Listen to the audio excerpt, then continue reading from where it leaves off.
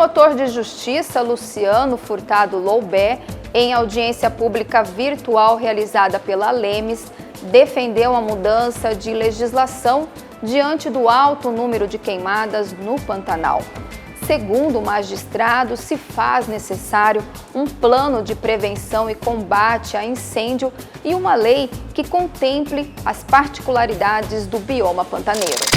Dentro do Ministério Público, desde 2004, a gente tem uma organização de promotorias em defesa do Pantanal. Fizemos planejamento em defesa do Pantanal. Na época, um dos problemas que a gente tinha sério é a falta de controle do desmatamento. Conseguimos criar uma estrutura dentro do Ministério Público de controle do desmatamento, que hoje atua em conjunto com o IMASU, com o IBAMA. Inclusive, essa semana nós estamos com a Operação Nacional na Mata Atlântica, não é no Pantanal, na questão do desmatamento.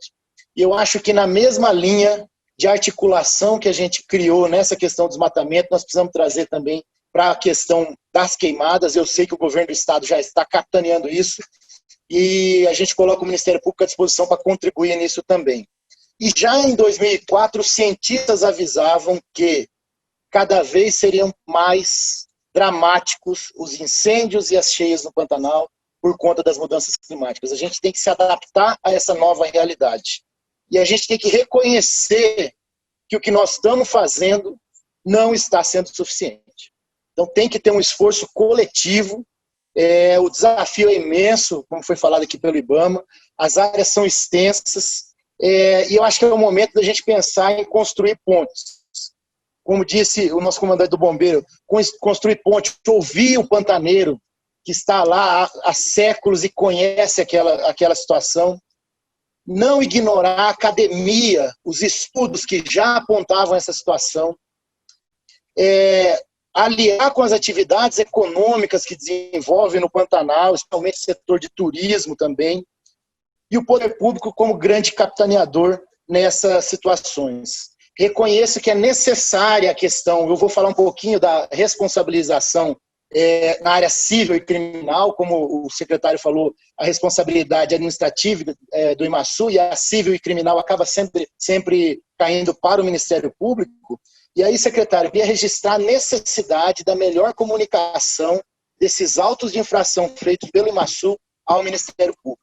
A gente tem que ter uma eficiência, assim como temos com a Polícia Ambiental e com o IBAMA, os autos que o IMASU fizer chegar ao Ministério Público com eficiência. É importante isso, porque a partir da comunicação desses autos de infração é que o Ministério Público pode atuar.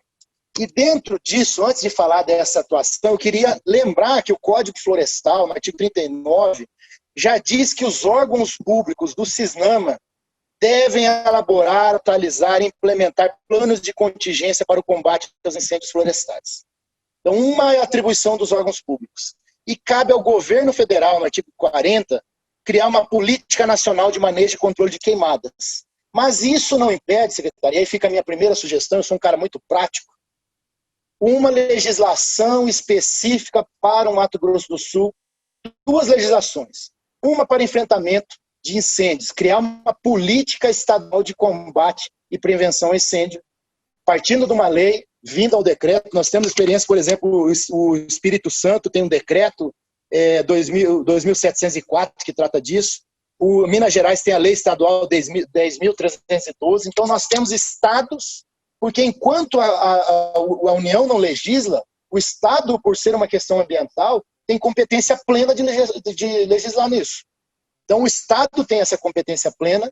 Se vier uma lei federal posterior, essa lei sobrepõe naquilo que for mais restritivo na estadual, mas a estadual permanece no que for mais restritivo que a federal, então não perde objeto. Mas enquanto o Senado, o Congresso Nacional não cria essa legislação, que a gente crie uma legislação de um plano estadual de prevenção e combate ao incêndio. E além disso, secretário, também na competência plena, nós precisamos de uma lei do Pantanal. A gente precisa de uma lei que trate essas especificidades do Pantanal em relação a essas queimadas.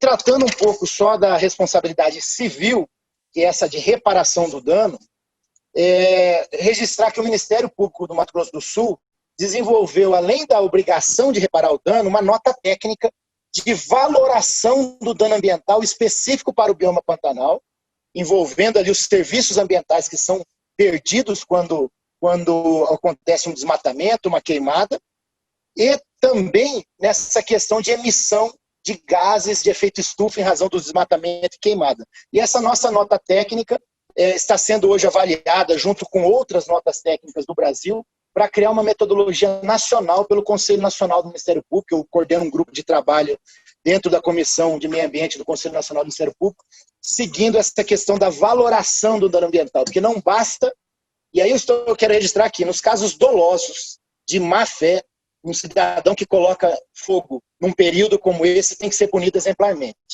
Mas, e isso, inclusive, temos a responsabilidade criminal, que provocar incêndio tem penas de 2 a 4 anos, e isso pode ser cumulado com crime de poluição, que tem pena de 6 meses a 1 ano, com outros crimes, como destruição de unidade de conservação, destruição de unidade de área de preservação permanente.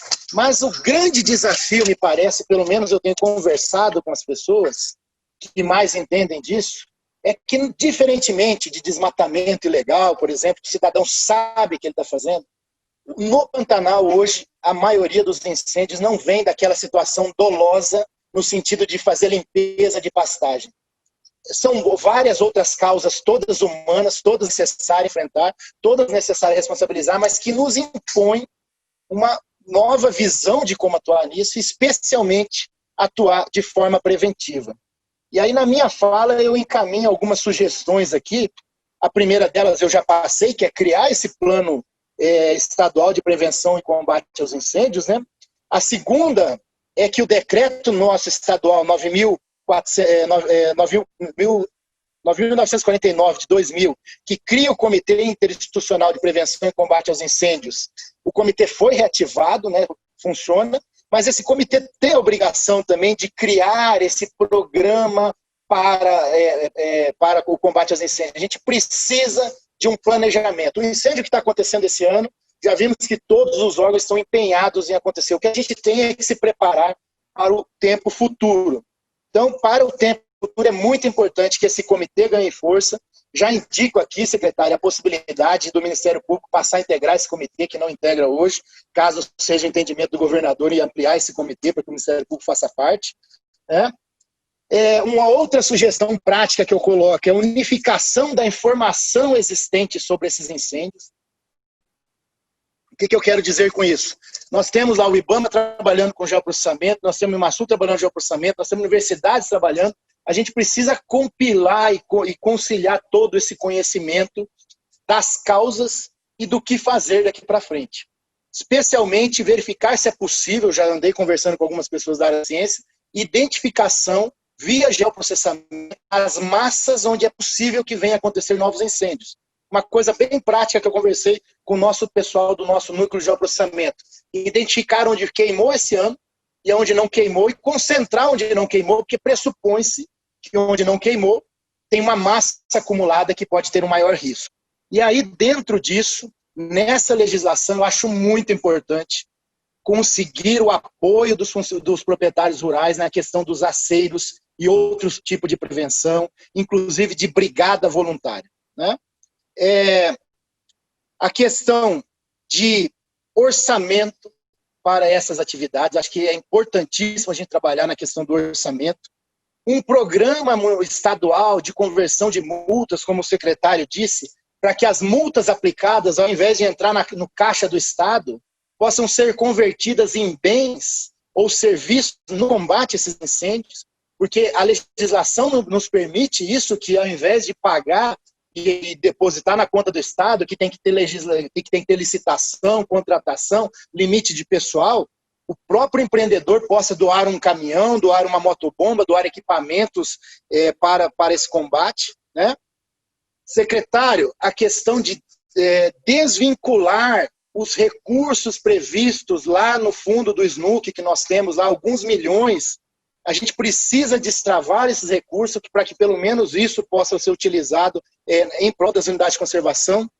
E aqui eu queria registrar um último ponto que me deixou um pouco preocupado.